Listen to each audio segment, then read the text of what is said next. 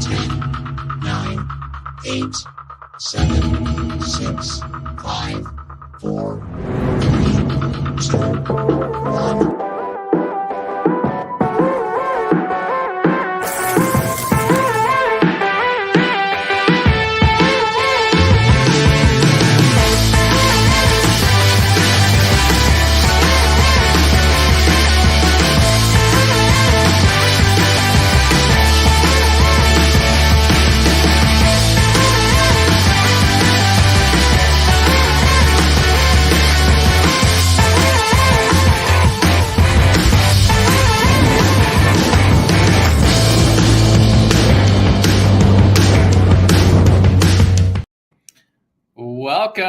Welcome to the first episode of the Staffing Playbook podcast. No better way to kick this off with a very polarizing topic and a great leader, Ian McLeod. Welcome to the official first episode of the Staffing Playbook. How are you doing today? Good, man. I appreciate you having me on. I'm excited to talk about all things recruiting and staffing and all of that. So, and especially with this is an interesting topic we're talking about. It's going to be an interesting topic. Yeah. This is really eye-opening. It's been hitting every major news network, even world news, and lots of viral TikToks about, people are just really upset because, there's these what we'll call fake job postings. Right. So you and I, we're going to analyze the data. We're going to uncover some of the trends. I've got over 20 years of experience in hiring. I've hired thousands and thousands of people throughout my career. And I've led a team that have hired tens of thousands of people. I know you've done a lot of hiring in your career. Yes. And so I have a different thought on this topic. And, I don't necessarily agree with the headline news out there. And but the reason I brought you on the podcast today for this topic is I think you'll also give me a different perspective, at least maybe not. Absolutely. No, I think it's a good conversation. It's definitely polarizing. Like you said, there's some people who have strong feelings about it, and understandably so. So I'm excited to talk about the topic of ghost or fake job listings and what all that means and what people should look out for. Yeah, generally, just a high level, I really don't think that it's as big as issue as people are saying. I don't think companies are purposely posting fake jobs, although there's some exceptions. But I want to get into it. So let's start this off with a news clip that just hit headline news just 2 days ago to just kind of set up the discussion today. And we'll just pick it up from there. So tune in if you're a job seeker, if you're an employer. We've got tips for both of you, especially the employer. You and I are going to have a little bit of beef on this employer thing. Yeah. And job seekers, we've got your best interest in mind, so we want to help you. And so with that, let's go ahead and add global news to the stage. No relation to the podcast. Let's make it happen. Here we go. Awesome. There's a growing hurdle that job seekers may have to jump over: ghost job listings. That's when a company posts a position they have no intention to fill. And a new survey from US-based... Can you hear the audio? Yes. You could? Okay. I'm going to go back to it. All right. Resume Builder, conducted in May, found 4 in 10 companies posted such a listing in the past year. It's a move business experts say is troubling. There's enough frustration in the job hiring and job seeking process to begin with. So mixing in and adding in potentially fake postings is definitely not helping the matter. Of the companies that listed such a job, about a quarter posted 1 to 3 fake listings, with another 19% posting 5. However, there were 11% surveyed who posted 50 during the same period. The survey also found among the reasons fake jobs are posted is to show the company is growing and to make employees believe new workers are coming to ease workload. Experts warn, though, that if that help never comes, morale may eventually plummet. When trying to determine if a posting is real or not, job hunters are encouraged to research employers, tap into personal networks in case you know someone working there, and be skeptical if you see similar jobs being posted often or are listed for months. If it's too good to be true, follow your gut, it may not be an opportunity that actually exists for whatever reason. The survey also notes, even though the postings are fake, people are still being interviewed for jobs that won't be filled. But people talk, and it's why experts say companies should be wary about using such a method, because when they hire for real, applicants might not bother applying. Sean? All right. Yeah, interesting stuff. So I couldn't hear the audio on my end, but I watched the clip before. What were your takeaways from this new segment? Yeah, well, let's get into it. I think there's a couple things to distinguish, as far as what is this? What are we actually talking about? And then why are they doing that? And then actually how do applicants protect themselves as well? But I think it's important to distinguish when you're talking about a ghost job posting. So we're talking about basically the concern is that, just to make sure everybody's on the same page, is that there is a listing, a job listing, out there on Indeed or LinkedIn or wherever it may be posted, and it's actually not for a real position. And that's really the concern, and that companies are saying that they're doing this. Companies are indicating that they are doing this in some regard. I think I saw one statistic that said 4 out of 10 companies have done this at some point, that kind of thing. I want to distinguish, though, between that kind of fake posting and a scam post, and those two things are different. So again, the fake post, the ghost post, is actually from a legitimate company, and it's just basically that company saying, we have this position that we're hiring for, and the reality is they don't have the position, or they have no intention in actually filling that position.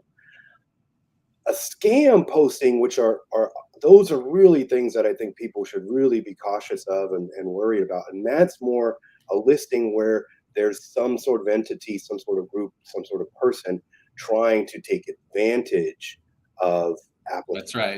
It's a phishing scheme, right? Phishing scheme, some sort of scam, and they're basically trying to get something out of the applicant, usually some information, typically some sort of money, where they're basically asking for accounts, those kind of things, because they're trying to gain access to accounts, to money. They're trying to get you to pay for maybe some equipment up front, those kind of things. It's a huge issue. I see this every day. I admin some very large job boards on these job groups on Facebook, and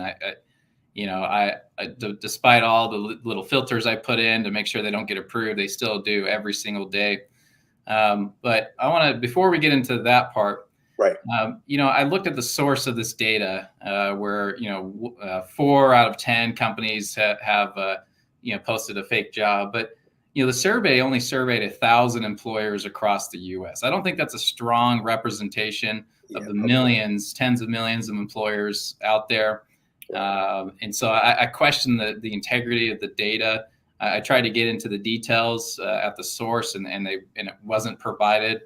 Being someone that's posted jobs for the better part of 20 years and facilitated that through many different companies, and being well connected to thousands of employers across the U.S., I don't see this the same way it's being showcased in the news. And we always have these clickbait things and headlines, but I do I have some sympathy to the job seekers that are really outraged about the fake job postings, as well as these phishing schemes, these ghost jobs.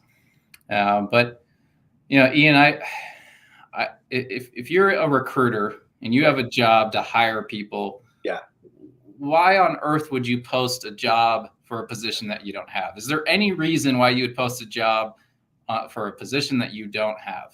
So here's the thing, that at least what these folks who are indicating that they're doing it, or folks who have some sort of back end knowledge about this happening, the reasons that I could kind of uncover that they're making claims about doing this, it's companies who do this apparently have indicated that they've seen higher productivity, higher performance, higher morale, even higher revenue.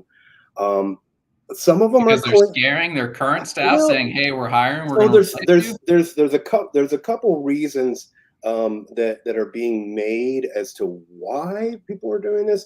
One is they're trying to just collect resumes, which I think is a kind of a strange tactic, and I don't really necessarily agree with this. I will say, Stephen, I think to your point you were making, I'm of the opinion that there are probably companies that are doing this, but I don't think it's to the level or scale that people are so overly concerned about. I think it's probably a small percentage of this happening at some point, sometime, and it's one-off positions. I could be wrong. I mean, the reality is we have no way of knowing, but I think to the point you're making is one, recruiters and hiring managers are so busy already trying to get people into those positions. I feel like at least all the recruiters I know of, and even in my own work in doing recruiting and hiring, it's a lot of work, and I can't imagine trying to do this for something that's not even And it's real. not free. You can't, Yeah. you're not posting a free ad on Indeed. That costs you money. It's a lot of work, a lot of effort. So the only thing that really kind of stood out and made sense to me that some companies may be doing this is that they're trying to create an illusion that the company is growing or developing or expanding, and they need to hire more staff. They have all these great new positions, and this is to attract more investors, or in some case, it may be a tactic if this company that is, oftentimes a startup or a kind of a smaller company that's growing, is their intention is to sell that to a larger company. I could see your point there, but again, I'm putting my recruiter or HR manager shoes on, and the CEO comes to me or the director of HR and says, "Hey, we want to create a persona out there that we're growing. So we're looking. PE firms are looking at us, et cetera, et cetera. Can you go and post some job ads and spend money on that?" I would be sitting there going, "Come again? Come on!" Like, yeah. What do you mean? It's a weird tactic for sure. So I think that, people will get pushed back, and it's probably only a few companies that are maybe really trying to create this illusion that they're growing larger and faster than they really are. The other reasoning that people are coming up with, and they talked about this in the clip, was that basically people are needing, the staff are needing help, and they're saying, so we're hiring, right? We're hiring, and there's really not intending to fill those positions. The point the news clip even made is that, at some point you're not going to fill those positions, and so that relief to your current employees is not going to come. So even if it's in the short term, you might kind of be able to make the employees feel somewhat like the company's doing something to help them and provide that relief. But long term, it's going to have a negative impact. Simply, I see what you mean. So your line leaders, your supervisors are coming to HR and saying, "We need help." Yeah. What they don't know that HR may know is, look, we understand you need help, but we don't have it in the budget. Right. And so they'll Create just say, "Sure, we'll get on it. We'll post the job," but in reality, they're not doing anything about it because they don't have the budget or the resources. Right, and so that's one of the arguments, apparently, or one of the reasons why that some of this is happening too. Again, that's a short-term fix. It's a little disingenuous, don't you right, think? it's disingenuous, and it's just going to bite them in the butt later. I mean, it's not. I don't think that that's a great practice, and I can't imagine a lot of companies taking that tactic to solve this problem. So there may be, though. I mean, again, unfortunately there are some companies out there that are not as scrupulous, or don't have the moral ethics that they should. The other reason, though, that I think that I've seen as well, and this one kind of makes at least more sense. I think this one would be really rare, though, to see, is that if the position, they're already wanting to hire internally for this position, but there is some sort of, oftentimes there's a federal contracts actually require this, where you need to actually post that position out to the public. Right. And so that that might be the situation where, look, they already know they want to hire this person internally. They basically already have them hired. They just need to put this post out there. Those ones usually, though, if you see those, they're going to be really specific as far as the requirements for the job. To get that job is going to require some really specific knowledge, certifications, experience, that it's going to be rare that anybody would even have that. And so Yeah. it'll be kind of a very unique job. So those were the kind of the reasons why I could find why even a company would do this if they are doing this. I see your point there, but I think those are the outliers, right? Yeah. I want to take this back a little bit. Here's my perspective, just boots on the ground. Yeah. With unemployment rate being as low as it is 3.5 or 3.8 across the country. Here in the state of Utah, I believe it's 2.8%. There are more job seekers than there are jobs, right? It used to be there's 10 job seekers for every one posting. Now it's flipped. I don't know the exact number, but three jobs for one job seeker. Wow. That's not. I'm not saying because of the unemployment, there's limited job seekers. These are people because of this recession we've been in. People are looking for higher paying jobs than where they're at because cost of living has skyrocketed. People are looking for second, even third jobs. I see this every day coming into our offices, and there's just not enough jobs out there. The demand has decreased. Coming off of COVID, the demand went through the roof, and for consumer goods, and so there just wasn't enough people in making the widgets to get the job done. But now that consumer demand's flattened out, even decreased in certain areas, there's just less jobs out there, and there's a lot of people looking to make more by moving from one job to another or adding second or third jobs. And so as a recruiter and HR manager, when you're posting a job a year and a half ago, you're getting a dozen applies. Right. Today, within 24 hours, you could have 100 up to 1,000 applies. And so you have a single recruiter that's got a couple job openings that within 24 hours is getting thousands of applicants, and they just don't have time to review them, number one. Right. And that's a different problem if you're a job seeker. You got to figure out how to get in front of them ahead of the other 1,000. Yeah. And two, they just normally they may reject your applicant if you weren't a good fit, or maybe they didn't give you a call and talk to you. They just don't have time to do that, and so you're being ignored. And so there's this feeling out there that I've applied. I've read the LinkedIn posts. I've seen the TikToks where this guy has applied to 1,000 jobs in 1 week and didn't get one response. And so he's like, these are all fake jobs, right? And I just from boots on the ground, I don't think it's that simple. It's just there are 1,000 people ahead of you that applied a minute before you did, and it's unfortunate, but you're just not getting noticed. Yeah. And so I think that's probably the largest problem that's happening right now with these job postings is there's just a lot of people applying to them.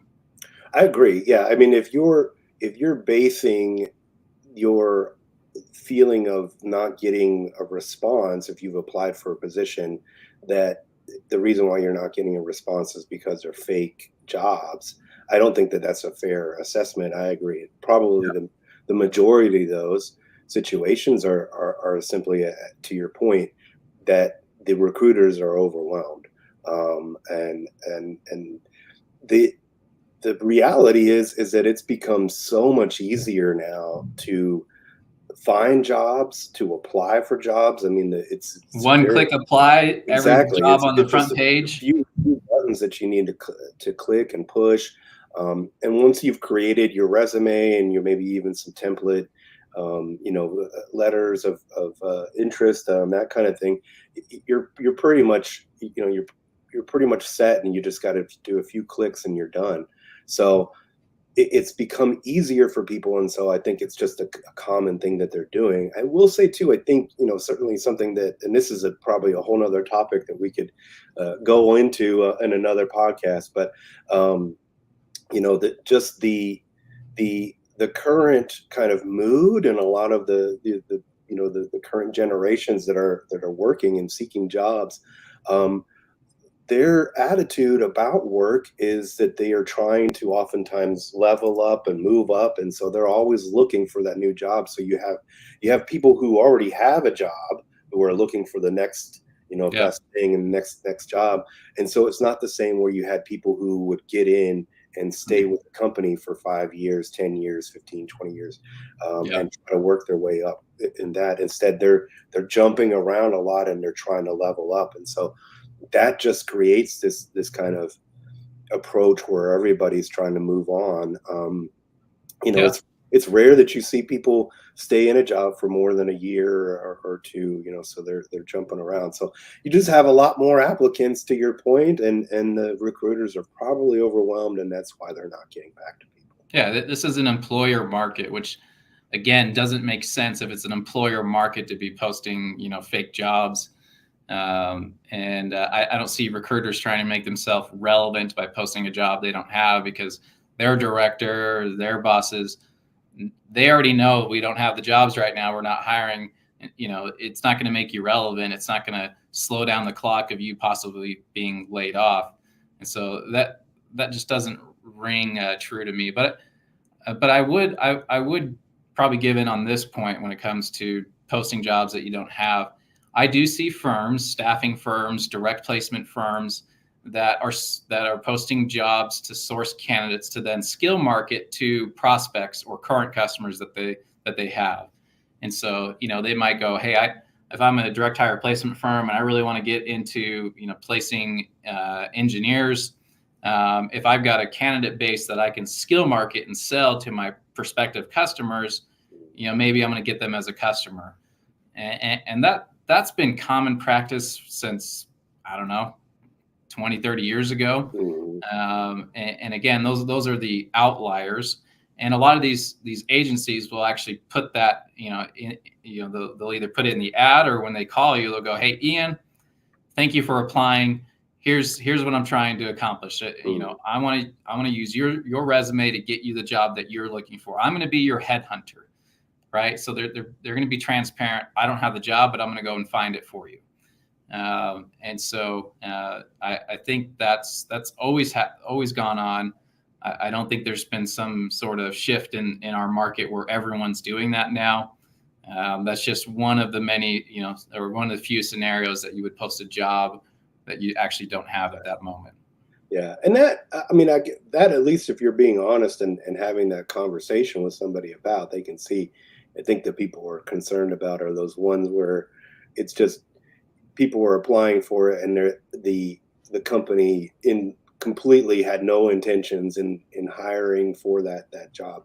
The ones that seem strange to me that I guess are happening, but it still seems very strange, would be where they're actually not only hiring but interviewing for a position that they have no intention of filling.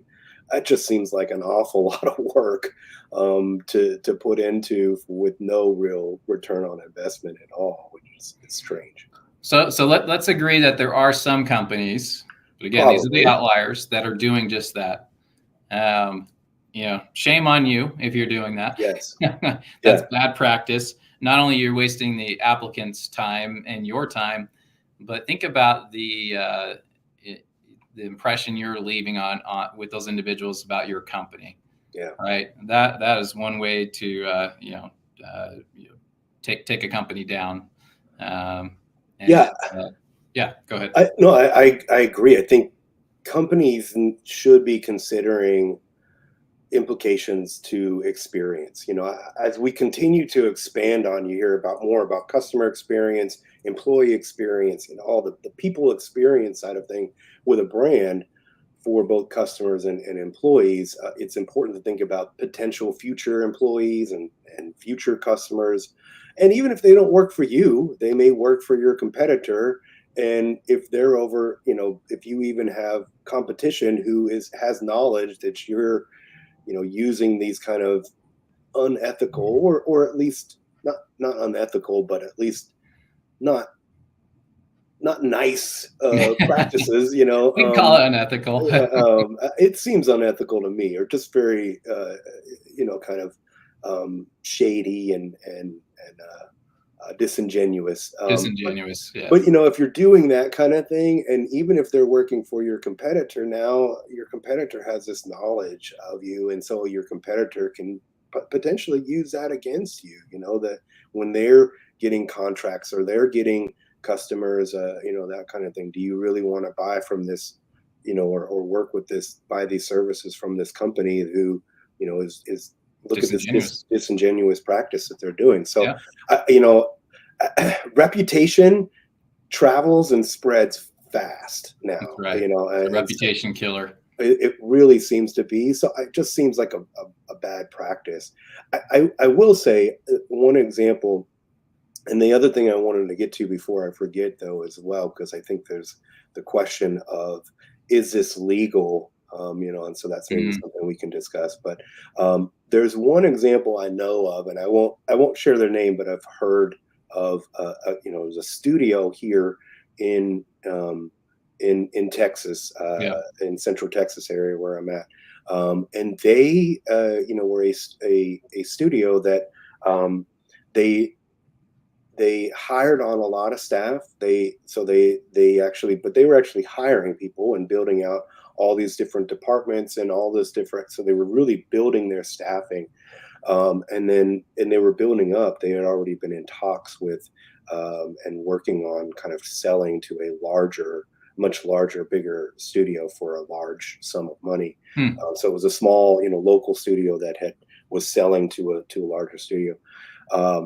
And it came out in different ways to the employees. So once that company was then sold to this larger company, they did a bunch of layoffs because they found out that they really didn't need those people. They didn't really have the revenue that they were indicating that they did to support those, and so to support those new departments. So they essentially, from what I understand, had basically kind of filled the ranks of their employees and kind of made themselves look much bigger than they really were. So that kind of practice, unfortunately, again, I think in some of these these startups and that kind of thing, or maybe smaller companies that are trying to showcase themselves or build an illusion that they are growing fast and they're larger than they really are. That might be probably, again, the only kind of company that I've seen. And I've actually know of at least one local kind of example that's done something similar to this. So I think it's out there and something to be aware of and probably protect yourself against. Yeah, that's a good point. I want to share one more point that I think is the second largest reason people are thinking this is bigger than it really is when it comes to these fake job postings. I think number one is it's just supply and demand. Okay. There's just a lot more people applying to that job that's out there. There's fewer jobs. The second is, and this is something that I think job boards need to address, but when I post a job on Indeed or ZipRecruiter, there's literally thousands of sites that will then crawl Indeed and ZipRecruiter and repost those jobs, including Google. Right. And so when I run into this problem every single day, when I close out a job, it can take at least 2 weeks for the other job boards, the thousands that are out there, to recognize that and close it out. Yeah. And they purposely leave it open. In my mind, I don't have proof of this, but it seems practical that this is what they're doing, is that they won't close it down immediately because they want to collect all of those applicants, right? So they have a bigger platform and they've got more job seekers, so they can attract companies to come and advertise on their boards. So I think that is actually the second largest problem in this fake jobs. And I guess you could classify that as a fake job if they purposely leave it open. But most of the time it just takes a week or two, sometimes longer, to have it just close out, to communicate out. And so, that's something to be aware of if you're a job seeker, is look at the age of the job order and the site that it's coming from. If it's 45 days or older, that may be a red flag, right? Because this is a hot market for job seeker or for employers. And, these jobs don't stay on the market for very long. So if you've got those aging job orders, you should maybe go to the company's site and check out their careers page to see if that is a valid job. Absolutely. Yeah, that's what I was going to recommend. And that's certainly what I do when looking at a job posting is I'll actually make sure that I'm applying, if I'm applying or looking for a job, even if you find it on, whatever site it may be, just go directly to that company's career page, Yeah. And look for that there. And if it's not there, then that's a good indication that, yeah, it's already been closed. It's not even real, whatever it That's may be. So that excellent point. Yeah. And I think that's the thing is that regardless, unfortunately, there's no way to really know if this is a fake posting or not, unless again, you can go to the website and to the company website and look to see if it's actually posted there. But even if there is something posted there, and even if it is a ghost posting and they have no intention, there's no real way to know that. So, the unfortunate thing is you might get your hopes up about a position and you waste your time applying. Right. But I think all job seekers just need to get kind of used to it's competitive. To your point, there's a lot of folks who are applying. Recruiters are inundated, and it's probably more likely that you're not going to hear back on a lot of jobs that you apply for. That's right. And it's a reminder for job seekers, because we're all guilty of this. We go on Indeed and we type in the role that we're looking for, and you can literally do select all and one click apply on all the quick applies, right? One thing that drives me crazy is when I call a candidate that applied to a job I posted and they have no clue who I am, what company I'm from, and they just because they did a quick apply. Yeah. And so they're not prepared. And so if you want to stand out in a market where it's really challenging to set yourself, the top of the applicant pool, to be a candidate that you're going to be considered, doing the quick apply on multiple jobs at a time is probably not a good idea. In fact, when I've coached individuals that help them in their careers, it's, write a list of companies that fit your ideals and your goals, and have the culture that you're looking for. Make a list of those companies that you want to go and work for, and then go to their job boards and apply. Reach out to the HR manager, drop off your resume. The quick apply with 12 jobs on one page is just not a good strategy. And that's probably why you're being ignored, because everyone else is doing that as well.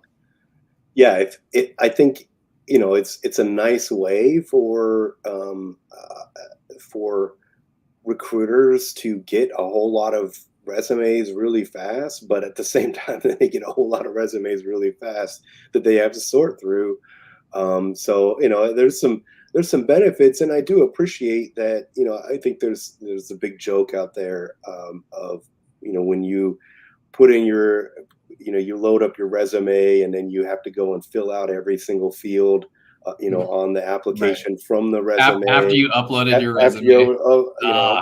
So there's all those things that the easier that employers can make it for someone to apply, the better. I do agree with that completely. Yeah. But at the same time, when they're making it easier, that just means more people are going to apply. So you just need to be. It's quality over quantity. Yeah.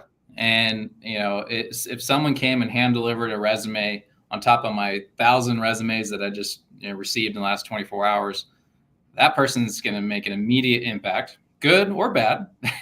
You have to make sure you got your elevator pitch and you present yourself well. Right. But that candidate's going to stand out, and it'll give. And trust me, I don't want to go through these 1,000 resumes. So if you walked in my door with your resume and shook my hand and we talked for a few minutes, at that point, I'm like, okay, this is going into the recycling bin. Sorry, tree, for wasting all this paper. Yeah. And I've got a candidate I'm going to talk to. Yeah. And certainly every recruiter I've talked to says, look, they feel for the job seekers, and they know that it's frustrating and it's challenging, and it can be disheartening and all of that. But at the end of the day, their job, that recruiter is working for the company, and their job is to get qualified applicants and candidates into that hiring manager, and for that hiring manager to hire. And that's their focus. Their focus is not on all those people who applied, and of course it's nice, and I think it's great when they do make that effort to keep people apprised of how things are going. I do think, certainly if you take an applicant through multiple rounds of uh, of going through interviews, they should be then following up and that kind of thing too. And so that's where you should be, recruiters should be actually be more responsive. But Yeah. it's something that recruiters are focused on. They're employed by that employer. They're not employed by the job seeker. That's right. Really good point. I want to move into what I think are real fake job postings, and these are these scammers and phishing schemes, which I believe is a much more dangerous issue that every job seeker is facing today. I've been victim of one of those jobs before years ago, and I had my identity stolen, and it took years to fight that. And so I definitely understand personally, how detrimental that can be. And I've got a real beef with these scam job postings. And so, when you're out there and you see a job posting that it says, box candy from home for Amazon warehouse. Right. That should be a huge red flag, because Amazon doesn't ship boxes from their warehouse to people's homes to then unbox and rebox. That just doesn't make any sense. Right. To ship out. And then you should be very aware of generic data entry clerk work from home. Mm. How many real jobs have you seen that says daddy, that too, data entry clerk work from home? Like, what real jobs is a data entry clerk work from home? Yeah, I mean those are definitely ones you see quite often too, and you should be suspicious about some of those for sure. Yeah, if you want specifics, work from home, telecommunications, customer support, right? If it's a real job posting, you're going to see about us as a company. Yes. What's in it for you, our benefits. Here's our website. Right. If it's a Google Docs website, which is very common that we see with these scammers, steer far away from those. Yeah. I think any vague description, in general, that's something to be where it's just really kind of unclear what you're going to be doing or what the work is going to be. If it's a high salary, promoting a really high salary, and the requirements to do the work are really low, though, so you have this high salary, low requirement level. Those are red flags. And then the other one is if there's some sort of high urgency to it, where like they're trying to move forward now, they're pushing now. The moment you hit apply or you submit your resume, all of a sudden you're getting calls and or emails or that kind of thing too. Red flags there for sure. I think all of those, and in general, no company should be asking you until you're an actual employee and it's very clear, if somebody's asking you for your bank account information, if they're asking you for any of that kind of stuff, if they're asking you to pay for anything up front, before, those are all, again, big, huge red flags to be aware of. And again, I think what we're talking about, scam fake postings are very different than these other kind of ghost postings that are just a company not intending to actually hire for that position. So those are making that big distinction. Scammers, it's horrible what they're doing to people. So think about it. I've seen these on, so comment below if you've seen these scam postings before, if you've been a victim. I remember clicking on an ad, because I knew it was a scam. I was just checking it out. And part of the application with your contact information, your experience, they're asking for your driver's license number. Oh, yeah. Right? Yeah. If you see someone ask for your driver's license number on a basic application, that is a huge red flag. Now, if it's on a background check, right? vet that company out. Make sure it's a real company that's running the background check. That's super easy to do. Just Google search the name that's attached to the URL. But those are, to your point, asking for, purchasing equipment up front or any materials. That is a huge red flag. Do not be putting your driver's license or social in on an unsecured website. And just, think about the process of an application. You have your entry, your basic information, where it's your resume or your experience, your name, your address. And then you have an interview, right? And then the interview goes well, they'll offer you a pre-employment offer it's conditional based on drug screen, maybe background check, MVR check, whatever it may be. So if a company's asking you for those things on the back end up front, that's your first red flag that you're dealing with a scammer. Right. Absolutely. And there are, in those cases, if you are dealing with a scammer or, confronted with that, I mean, that is where that there are actual agencies, government agencies, that the police are folks that you can actually contact about that, and they, have some ability to help, or at least there's offices out there that would try to assist in those matters as best they can, because that is fraudulent and not okay to be scamming people. I do want to say, switching back over, if it's okay, but please. on that same line though, because I think the other question that comes up with the ghost posts, so the fake posts that are basically a legitimate company, just they don't actually have the role. The question does come up: is this legal? Can companies actually do this? And it's not illegal. It's not. I mean, is it the best practice?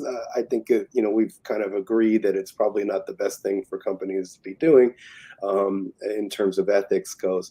But there's nothing illegal about a company posting a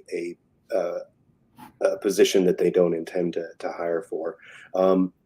There is the Equal Employment Opportunity Commission, and so they're probably the main federal kind of agency that offers protection for job applicants, but that's specifically for handling any discrimination type claims or cases based on race, sex, religion, age, sexual orientation, that kind of thing. You bring up a good point. Just for real quick, when it comes back to red flags on an application that when you're filling it out, typically there's an EEOC, right? Right, and it'll be towards almost every now application. If it's a legit application, it should have that. Yeah. So if you're not seeing that, that's another red flag. Another red flag, yeah. If they're not asking those kind of questions about your veteran status, about your legal citizenship, your disability, that kind of thing. If they're not asking those questions about your gender, race, it probably is a red flag that's actually not legitimate, and that could be more of a scam, not just a ghost. That's right. Kind of fake. So there are other, in case you are feeling like you are being scammed, or there are concerns, or you're feeling like you're being discriminated against. EEOC is one. Most states have some sort of kind of department. So here in Texas, we have the Texas Workforce Commission. So there's some sort of state program that should be protecting applicants. But most of the actual federal agencies and government agencies that are out there are actually more created to protect employees from various things, as far as job safety, discrimination on the job. And most of that has to do more with, because there's an actual contract in place, so that it's more about protecting that contract and making sure that is the employer delivering on what they agreed to, and vice versa. Yep. I will add too, though, that most states are what's referred to as a right to work state. So most states have in place where a right to work, meaning that at any point, the employer or the employee has the right to basically terminate the contract. So just as much as the person can quit, the employer also has the right to terminate that employment contract. But that's where a lot of the protection out there, or the legality, goes to, is more about contracts and discrimination. So I couldn't find anything out there in terms of any actual laws that could be used against an employer for making ghost job postings out there. Yeah, I think we both agree that there's something needs to change in regards to the companies that are purposely posting fake jobs or phishing schemes. Well, and I mean, maybe if there's, I think it's just something to be aware of. To your point, I don't think that it's as bad a problem as what probably it's being made out to in terms of in the media and just the kind of conversation going on right now. But it is something that people need to be aware of, that you might apply for a job and it may not be real, and that kind of sucks. But if you're a job seeker and applying for jobs, you're probably applying for a bunch of jobs that you won't hear back from. And it's not because it's fake. It's just because they have 100 other applicants and they can't get to you. Yeah. Well, let's maybe close this out with a couple tips for employers that may be doing this practice, as well as job seekers. So for the companies out there, indicated in the survey, 4 out of 10 said they at one point have posted a job ad that they don't have a job for. What tips would you give to them, Ian? I think in terms of an employer, again, I would just caution them to be very aware or vigilant about the reputation and the brand reputation that they're creating, and whether that be impacting their current employees who are currently working and seeing these job postings and nobody's filling them, and that kind of internal employee experience that they're creating, where their hopes are up that they're going to fill these positions and then they don't. I think they need to be cautious about the morale, the long-term morale impact that that'll have, as well as the impact to their brand reputation, in terms of, are people going to want to apply for jobs if they find out that this is actually a fake listing, or they've applied for these jobs and they keep popping up and no one's ever filling this. Eventually those great candidates may stop applying. So I would caution an employer to not do this. And I think it's just thinking long term, about the experience that you're creating for not only your current employees, but future employees and future customers.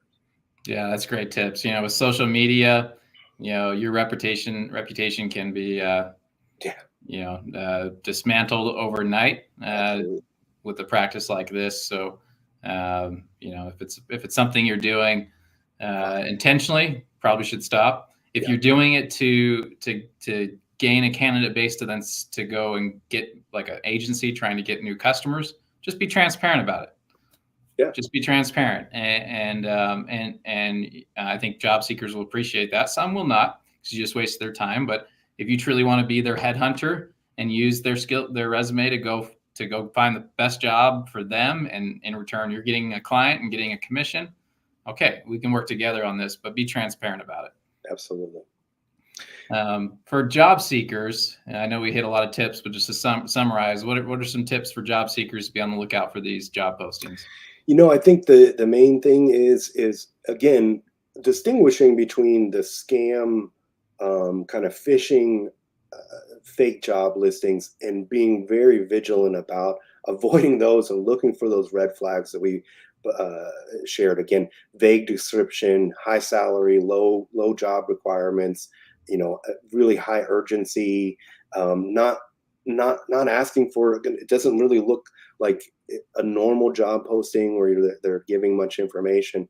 And especially if they start asking for any kind of information right out the gate that would be, your kind of private information that you should be protecting, or especially any bank account, or if they're asking for anything like that. Be especially vigilant and cautious of those kind of things. For those other positions, unfortunately, there's not really an easy way to identify if this is a fake listing or not. I think, again, the great advice would be to actually go to the company website and apply directly from there. Even if you see it on LinkedIn and maybe it has, or Indeed, or wherever you're at, and it has an opportunity to apply through that site, my suggestion is just hop over to the actual company website, go through that. That's probably the best way to make sure that your application is getting in front of the right people. And I think just being strategic and having a good plan of action, and to your larger point is kind of thinking about what are those companies you really want to work for. What kind of values do you want to have in a company? What skill sets do you have, and where do you want to grow and develop? And then kind of build out your list as far as where do you want to go, and just be vigilant about or be dedicated to applying to those.